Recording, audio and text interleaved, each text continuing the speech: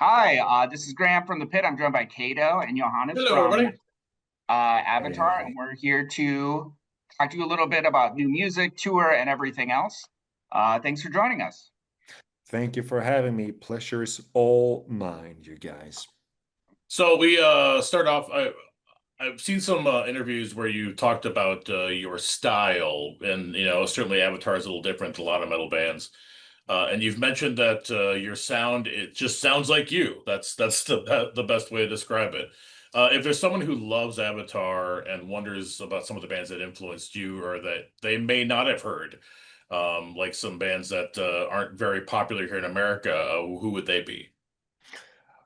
Oh, okay, frame like that. Yeah.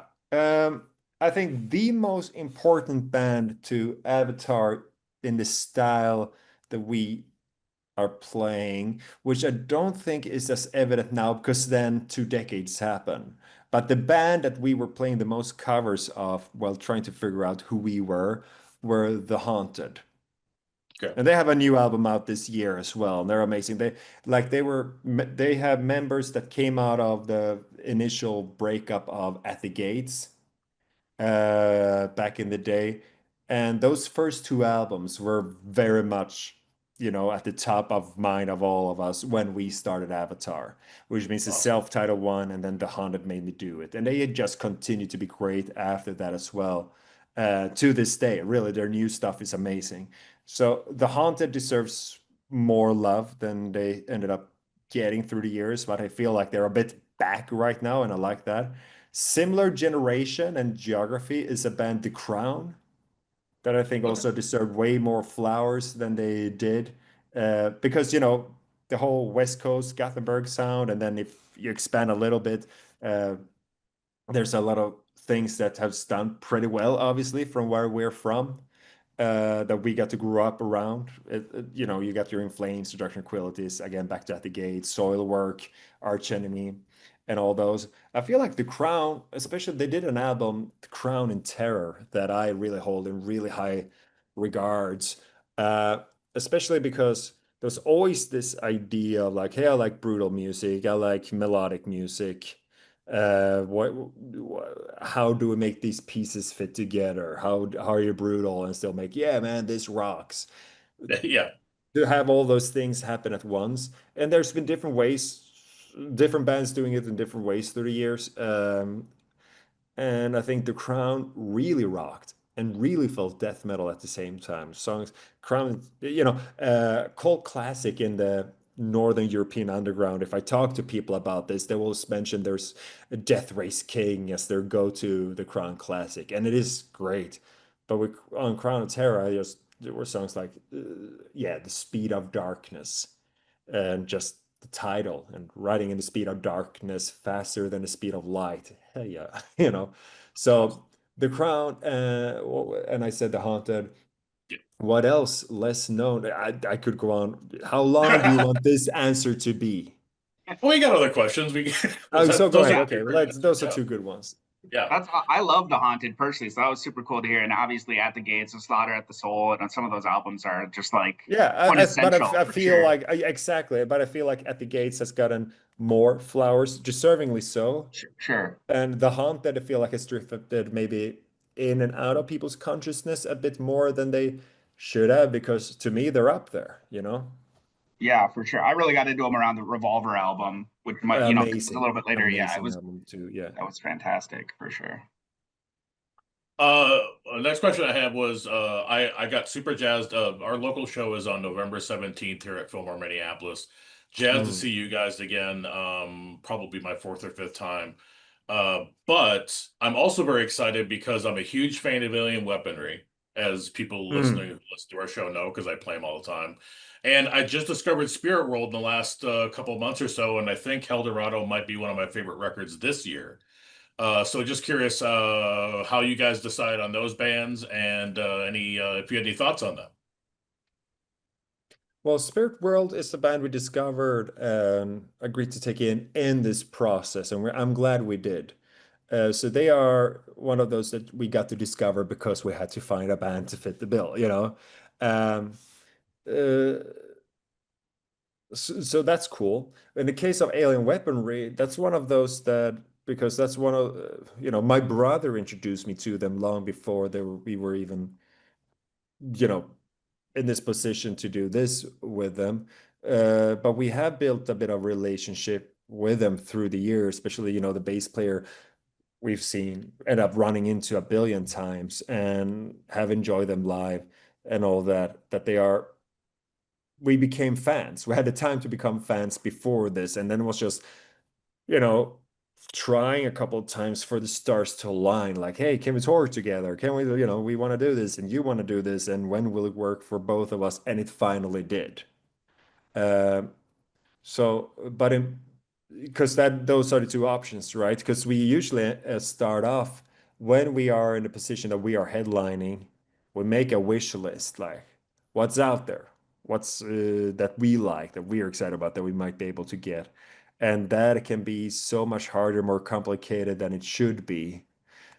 Then you get lucky breaks, and you find something you didn't know you wanted, and you bring those in instead, right? So it's fine. It always works out. But Alien Weaponry was one of those cases where you want to go? Yes. Oh, they answered yes this time. Okay, we can do it. That's That was awesome. cool. Yeah, so people who are planning on going to the show certainly show up for their headliners in this one. That's two of my favorite bands right now. So Yeah, be on time. yeah, Yeah, be early. Be early. Be early, exactly. Yeah, and just like Brian or Kato said, excuse me, you guys are coming here on November 17th here at the Fillmore Minneapolis. We did see that you have your first kind of arena headline show in Mexico City. How did that Mhm. come to be? Why Mexico City? Just curious about that. Well, Latin America in general and Mexico in particular have been loud on social media for the longest time. We finally get to scrape the surface by going to Brazil with Iron Maiden the other year, which is a great way to go to a continent for the first time. If you get to go somewhere and you have the option to do with Iron Maiden, I recommend that experience. But those Can finally, like, imagine. yes, finally. So that happened, but only in Brazil, if only with big quotation marks, because it was Yeah, huge and awesome. Uh, and as far as Mexico goes, we did a festival that went amazingly well and can't wait to come back. Pandemic happened. And then we did a thing right after the pandemic, like, oh, we're so back, baby. And then it's always this to actually do a headline show for the first time. The first time is so complicated because yeah, there felt like it was a buzz, felt like there was a hype around it, but you never know before you're there. All the Mexican dates were sold out, even though it was our first time there. And Mexico City sold out so fast that we played another show in the same venue. So, double shows in Mexico City. And it was amazing. So that just means that, you know, the reason it happens in Mexico City that we get to do our first more proper arena show in our own name is simply because we believe there's enough people in Mexico City who wants to come to that show for it to happen.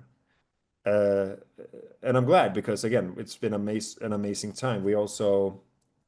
I had a chance to go there not just with the band, I was the plus one to my wife having a conference thing, and so I got to spend a week in the city independently of the band. And sometimes you just go to places and it clicks and you vibe with it, and you don't necessarily know exactly why. Sometimes you know exactly why, but sometimes it's just like this just feels good, feels right. I like this, and Mexico does that to me, so I'm very happy. awesome.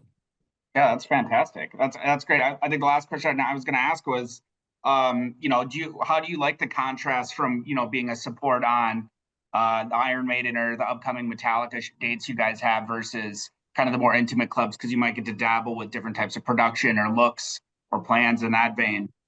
Do you like kind of that contrast, or do you prefer one, or are you just kind of just rolling with the experience, or I mean, headline shows is always the best thing. The size doesn't really play into it. I don't think I would change opinion if they were bigger or smaller. But it's just because we have vision for what we're doing. And the more in control we get to be, the more we can realize of that, the more cool stuff we can do. And just to be in charge and in control, and create some kind of magic together with people. Uh, that being said, I like all of this, and just the fact that you get to do a little bit of this, a little bit of that, is a privileged position to be in. Not to mention that if you, when you're the opening band, you're done early, and there's a show that night that you can go to. And especially because, especially back in the day, I remember a couple tours specifically back in the day where it's like we opened for In Flames on a Scandinavian run years and years ago. And I was responsible for a merch section back then and would watch all of every show basically because the merch was right there. Or similar with Halloween, we opened for Halloween, and Halloween is the band that I heard, so I stopped cutting my hair.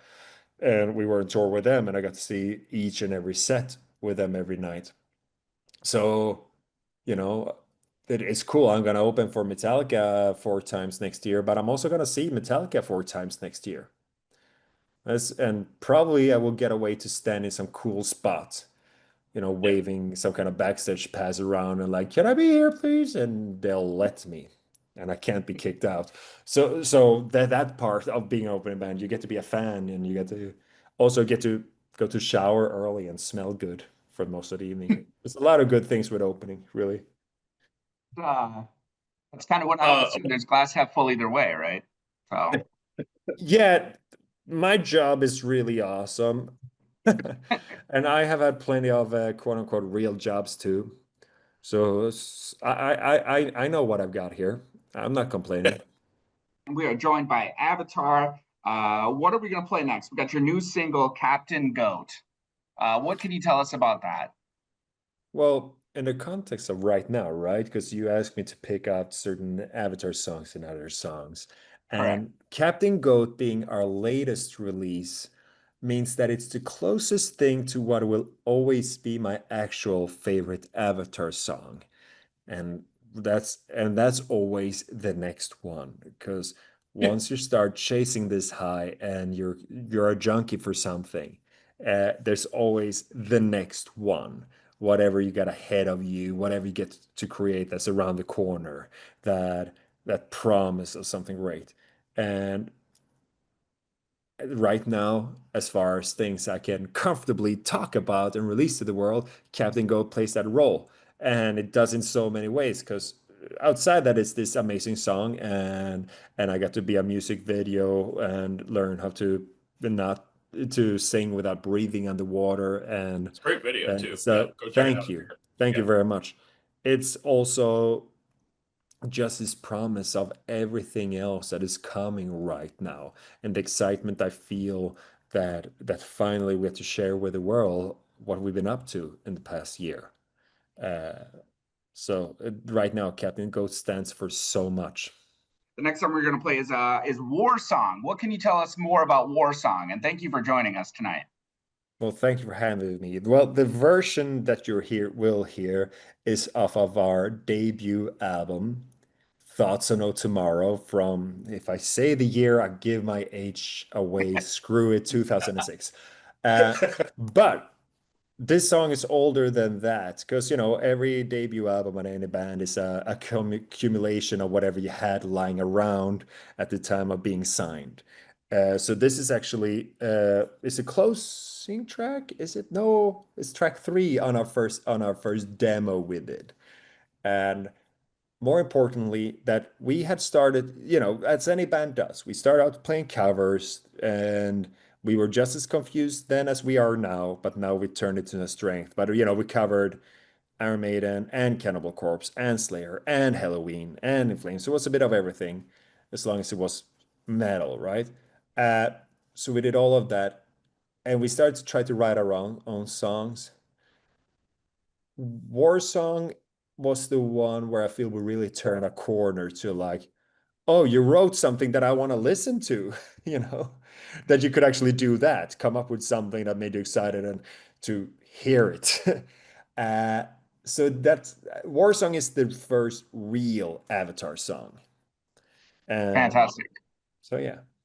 We asked him to give us 2 Avatar songs he's proud of and 2 non-Avatar songs that he loves. And the next song is from The Haunted. What can you tell us about that one? Well, Hate Song by The Haunted was the first The Haunted song out of quite a few that I covered as a vocalist in Avatar.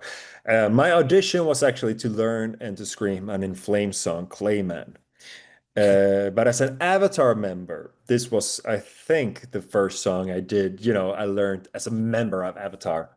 And I I believe that The Haunted are probably the most influential, practically influential band to Avatar in terms of the way we end up being turning into players. Because in those formative years, the songs we learned, the techniques we tried to figure out, the one like, what's going on there? How do you do that thing as musicians?